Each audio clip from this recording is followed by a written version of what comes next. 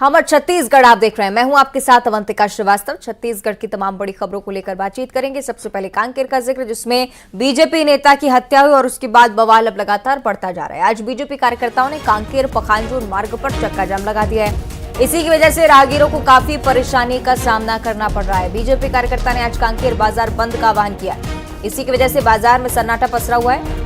आपको बताएं कि कल पखांजूर नगर पंचायत के पूर्व बीजेपी अध्यक्ष असीम राय की अज्ञात हमलावरों ने गोली मारकर हत्या की थी और उसके बाद बीजेपी कार्यकर्ताओं ने बवाल शुरू किया। अब असीम राय बीजेपी के पूर्व जिला उपाध्यक्ष भी रह चुके हैं, इसलिए जन समर्थन होना लाजमी था। इसी का यह असर कि कार्यकर्ता आक्रोशित हो गए। रात में इस पूरे इलाके को छावनी में तब्दील किया गया। पुलिस की मौजूदगी थी, जिससे हंगामा ज्यादा ना बढ़े और स्थानीय लोगों को ज्यादा परेशानी ना हो। देर रात की तस्वीरें आप देखिए, जगह जगह आगजनी की। एसडीओपी के दफ्तर के बाहर जाकर तोड़फोड़ करने लगे कार्यकर्ता।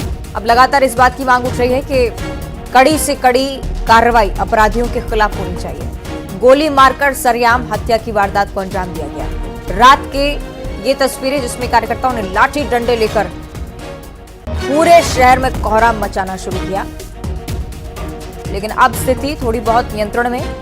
पुलिस की तरफ से जैसे ही मोर्चा संभाला गया, शांति व्यवस्था स्थापित की गई दोबारा से। लेकिन दूसरा पहलू इस पूरी घटना का ये कि शहर में व्यावसायिक गतिविधियां थमी हुई। बाजार बंद का वाहन पखांजूर मार्ग को जाम करा है।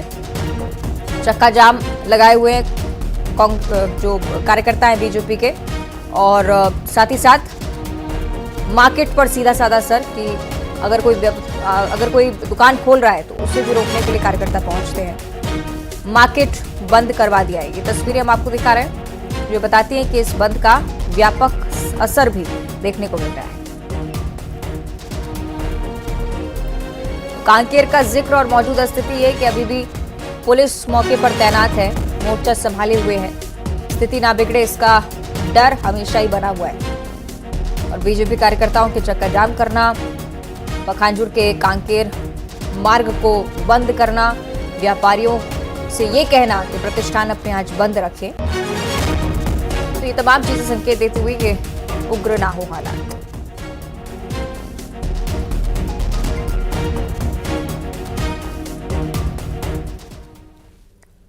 और पखांजूर में बीजेपी नेता की हत्या पर डिप्टी सीएम विजय शर्मा की तरफ से कहा गया कि वे अपने 2 व्हीलर से जा रहे थे और उनके सिर से खून बह रहा था। पुलिस जांच में जुटी हुई है। जल्द ही गुनहगार पुलिस की गिरफ्त में होंगे। दोषियों को सख्त से सख्त सजा दी जाएगी, ये उनकी तरफ से कहा गया है।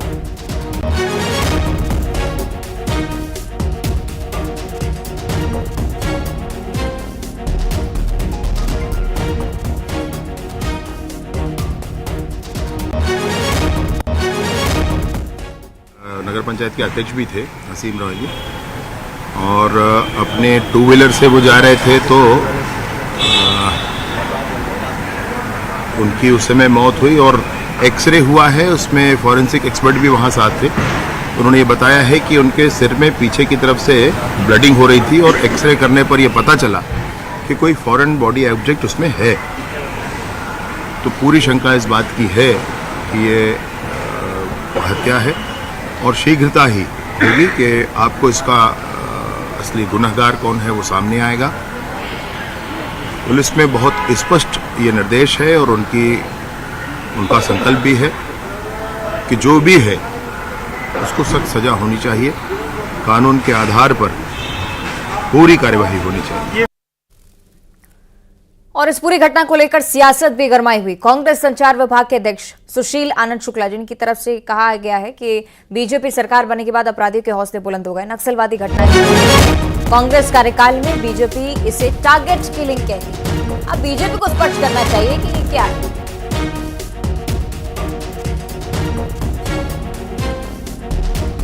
भारतीय जनता पार्टी के नेता की गोली मारकर हत्या कर दी गई। इसके पहले भी एक भारतीय जनता पार्टी के नेता की हत्या की गई थी।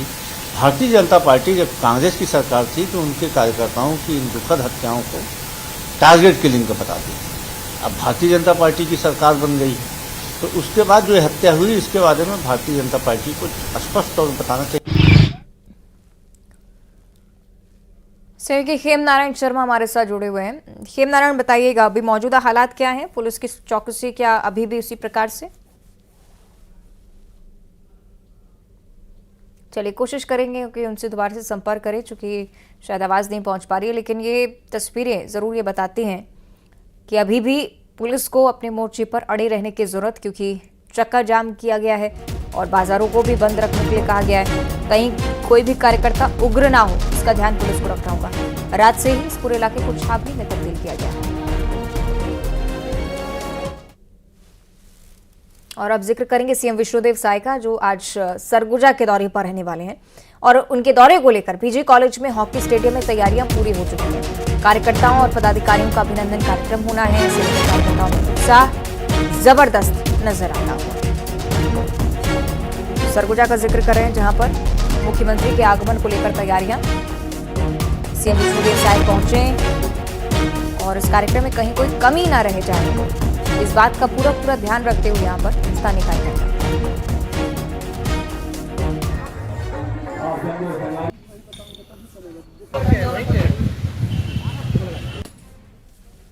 और सरगुजा जिले के मुख्यालय अंबिकापुर में कार्यकर्ता अभिनंदन समारोह में पार्टी के तमाम दिग्गज नेता जुटेंगे। इसमें सीएम विष्णुदेव साय, संगठन प्रभारी ओम माथुर, प्रदेश अध्यक्ष किरण सिंहदेव और डिप्टी सीएम भी मौजूद रहने वाले हैं। इसके अलावा सरगुजा संभाग के सभी 14 विधानसभा के विधायक कार्यक्रम में शामिल हो रहे हैं। मुख्यमंत्री बनने के बाद विष्णुदेव साय का ये पहला अंबिकापुर दौरा है।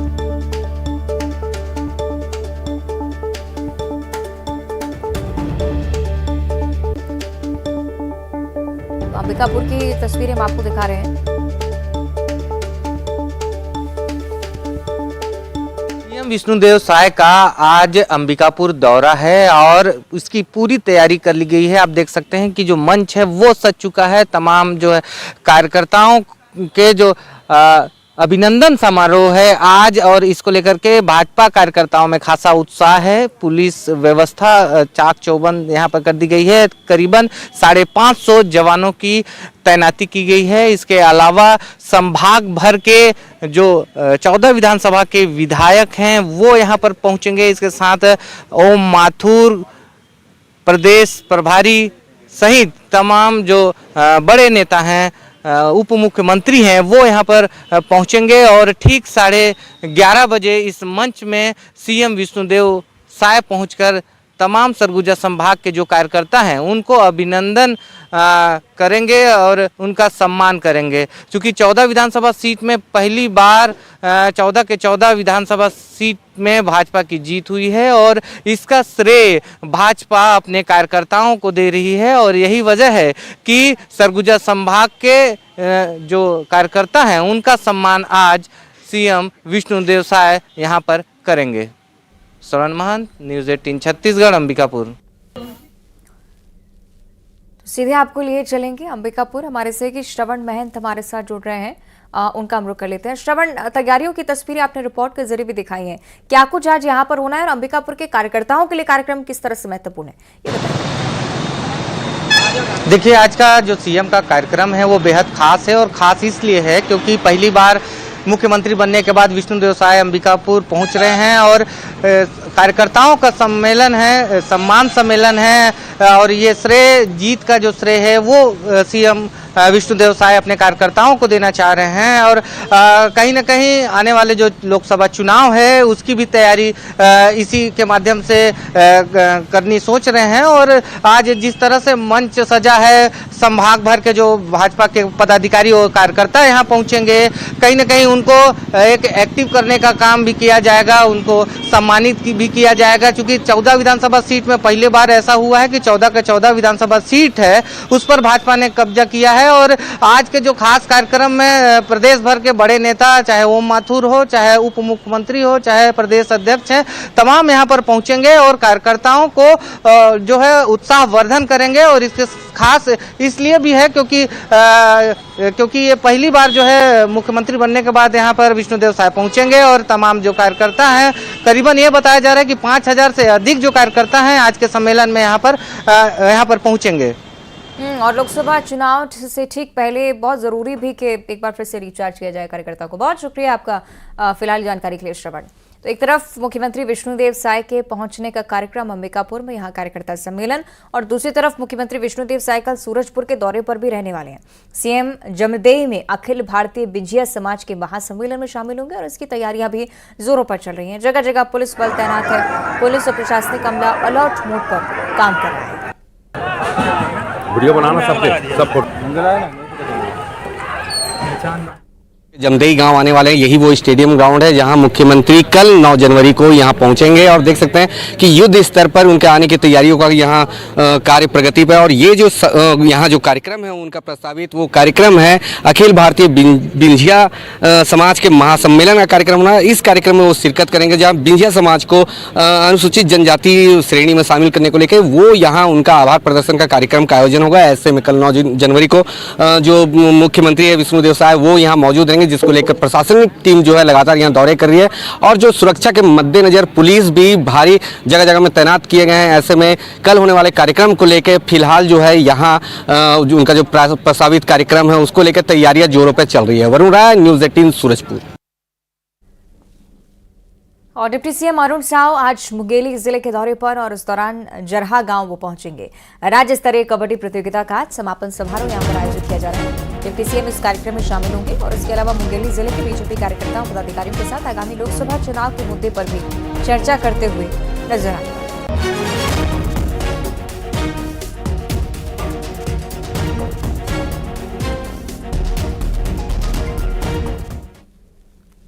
और छत्तीसगढ़ के पूर्व सीएम भूपेश बघेल के पिता नंद कुमार बघेल का निधन हो गया है। नंद कुमार लंबे समय से बीमार चल रहे थे। उन्होंने रायपुर के एक निजी अस्पताल में अंतिम सांस ली।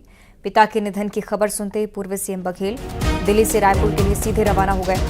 10 जनवरी को गृहग्राम कुरूदडीह में नंद कुमार बघेल का अंतिम संस्कार किया जाएगा। पूर्व सीएम भूपेश बघेल के पिता जिनका निधन हुआ है बहुत लंबे समय से बीमार थे और इसलिए बीमारी इस कदर बढ़ी कि अब नंद कुमार बघेल इस दुनिया में नहीं है। सीधे रायपुर के लिए रवाना हो चुके हैं पूर्व सीएम भूपेश बघेल। और बहुत ही गमगीन माहौल। अक्सर ही कई बार भूपेश बघेल अपना रिश्ता अपने पिता के साथ बयां करते हुए नजर भी आए हैं। भूपेश बघेल के अक्सर बयानों में हमने सुना है कि भले ही विचारधारा में मतभेद रहा हो, लेकिन पिता हमेशा गौरवान्वित हुआ करते थे भूपेश बघेल को देखकर, जिस कद पर वो काम कर रहे थे उसे देखकर, और हर बार प्रशंसा की गई। लेकिन लंबे समय से बीमार चल रहे थे, बहुत परेशानी झेली और उसके बाद आज ये दिन देखना पड़ रहा है। रायपुर के एक निजी अस्पताल में उन्होंने अंतिम सांस ली।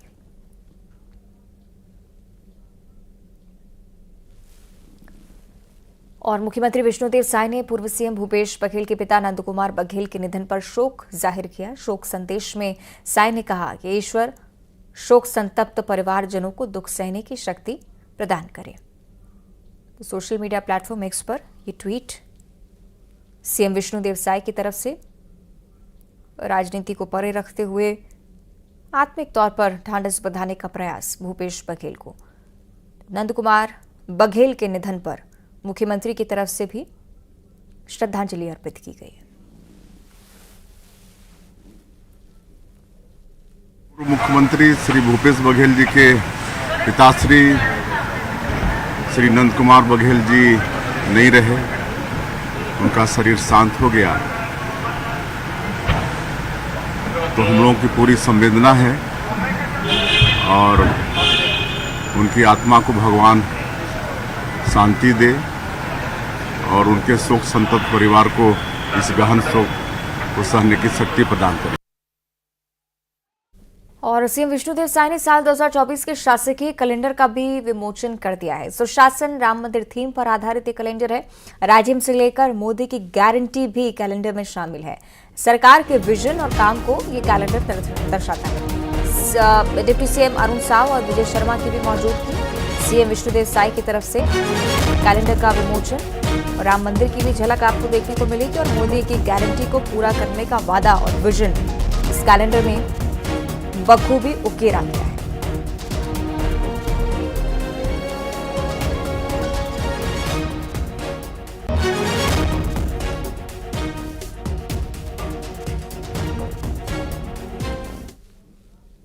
दंतेवाड़ा से अगली बड़ी खबर, जहां अवैध धान जब्त हुआ है। कुआकोंडा में अवैध रूप से 32 बोरी धान जब्त किया गया। अवैध परिवहन करते पुलिस ने पिकअप वाहन को पकड़ा है। तो ये बड़ी जानकारी साझा कर रहे हैं दंतेवाड़ा से। कुआकोंडा में अवैध रूप से 32 बोरी धान जब्त, अवैध परिवहन करते पुलिस ने पिकअप वाहन को पकड़ा है। लगातार अवैध धान के खिलाफ कार्रवाई, चेक पॉइंट्स बनाए गए हैं। इन पॉइंट्स का असर ये कि अलग अलग जगहों से अवैध धान की जब्ती हो रही है। अलग अलग राज्यों से छत्तीसगढ़ में धान को खपाने का प्रयास, जिसे ध्वस्त करती हुई प्रशासनिक टीम एक बार फिर से 32 बोरी धान की जब्ती। अवैध धान के खिलाफ एक अभियान से छिड़ चुका है और दंतेवाड़ा में भी इसे लेकर सफलता मिलती है।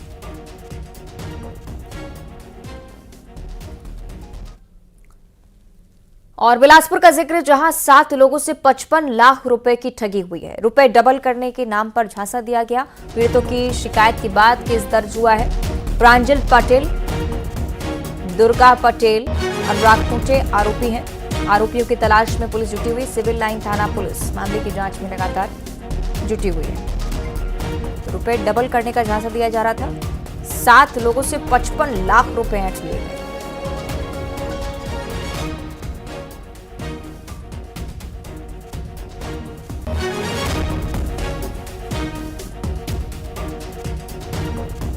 और अब जिक्र करेंगे छत्तीसगढ़ के मौसम का। सर्दी का सितम लगातार जारी है। ज्यादातर जिले ऐसे हैं जहां कोहरा छाया हुआ है। पेंड्रा मरवाही खासतौर पर जहां धुंध से लिपटे हुए नजर आते हैं, तो कई जगहों पर विजिबिलिटी सिर्फ 3 मीटर रह गई है। ये 3 तस्वीरें हम आपको दिखा रहे हैं। कोहरे की वजह से गाड़ियों की रफ्तार थमी हुई। सर्दी से बचने के लिए लोग अलाव का सहारा लेते हुए, और इसी प्रकार का हाल तीनों ही जिलों में, अंबिकापुर, बलरामपुर, मनेन्द्रगढ़। कोहरे की चादर साफ तौर पर आपको नजर आती होगी निश्चित ही। विजिबिलिटी काफी कम, वाहनों की लंबी कतारें, यातायात सबसे ज्यादा प्रभावित, और स्वास्थ्य पर सीधा असर पड़ता है। और इसलिए सावधानी बरतने का संदेश स्वास्थ्य अमले की तरफ से लगातार दिया जा रहा है।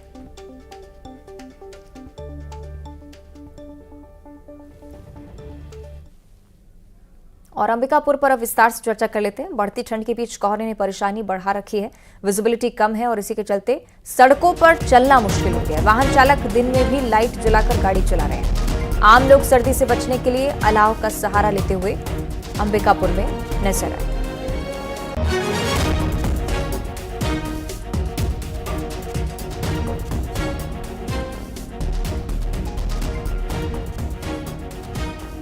अंबिकापुर का जिक्र करें, लगातार सर्दी बढ़ती हुई। ठंड से राहत नहीं मिल रही है। आप देख सकते हैं कि इस वक्त मैं गांधी चौक में मौजूद हूं, जो शहर को बीचों बीच है, और आप देख सकते हैं कि किस तरह से अंबिकापुर शहर में घना कोहरा छाया हुआ है और विजिबिलिटी बिल्कुल कम हो गई। ऐसे में जो वाहन हैं वो लाइट जलाकर, उसके चालक हैं वो वाहन चला रहे हैं। ऑटो चालक हैं हमारे साथ, उनसे पूछते हैं कितना दिक्कत हो रहा है आपको। सर दिक्कत तो बहुत हो रहा है ऑटो चलाने में। कोहरा से बहुत परेशानी हो रहा है, ठंडी से भी। अच्छा, दिखाई दे रहा है? नहीं दिखाई दे रहा सर, लाइट जला के चल रहे हम लोग। हाँ, इसी तरह से कितना परेशानी हो रहा है? बहुत दिक्कत का सामना कर रहे हैं सर हम लोग कोहरा से। और आप देख सकते हैं जो चालक हैं उनको भी परेशानी हो रहा है, कुछ स्थानीय लोग भी हैं। किस तरह का मौसम है, ठंड कितना? मौसम काफ़ी खुशनुमा है, ठंड है। अंबिकापुर में लग रहा है कि मैन पार्ट जैसा देखने को मिल रहा है। कोहरा अच्छा है और इसमें गाड़ी चालकों को दिक्कत तो है ही चलाने में, बाकी सावधानी पूर्वक चलें तो कोई दिक्कत नहीं है। मौसम अच्छा खुशनुमा मौसम है, काफ़ी ठंड है। तो आप देख सकते हैं कि ठंड के साथ साथ जिस तरह से घना कोहरा छाया हुआ है, वैसे मौसम जो है यहाँ खुशनुमा हो चुका है और तापमान अभी फिलहाल 12 सेंटीग्रेड न्यूनतम तापमान है। ऐसे में जो लोग हैं उनको ठंड से जूझना पड़ेगा और आने वाले दिनों में मौसम वैज्ञानिकों का कहना है कि इसी तरह के हालात बने रहेंगे। श्रवण महंत, न्यूज़ 18 छत्तीसगढ़, अंबिकापुर। और अब बात करेंगे पेंड्रा जिले की। रिहायशी इलाके में भालू घुस आया, देर रात की पूरी घटना है। पेंड्रा बचवार का इलाका, जहां मौके पर सीसीटीवी कैमरे जो लगे हुए थे उनमें तस्वीरें कैद हुई हैं। तस्वीरें हम आपको दिखा रहे हैं। लोगों के बीच इस चीज को लेकर दहशत के रिहायशी इलाके में लगातार भालू की आमद बढ़ती हुई। घर की छत से बनाया गया ये वीडियो, तस्वीरें इसकी भी हम आपको दिखा रहे हैं। कुछ देर बाद हालांकि भालू वापस जंगल लौट गया बिना किसी को नुकसान पहुंचाए, लेकिन नुकसान की आशंका से निश्चित ही इनकार नहीं किया जा सकता। तो वन विभाग भी इसी चीज को लेकर अलर्ट मोड पर काम करता है।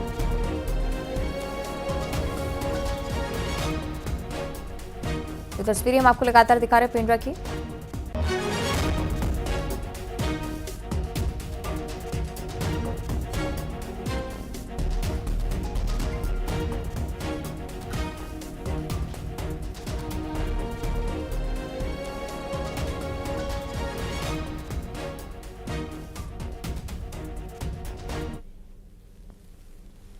और अब देखिए खबरें सुपरफास्ट अंदाज में।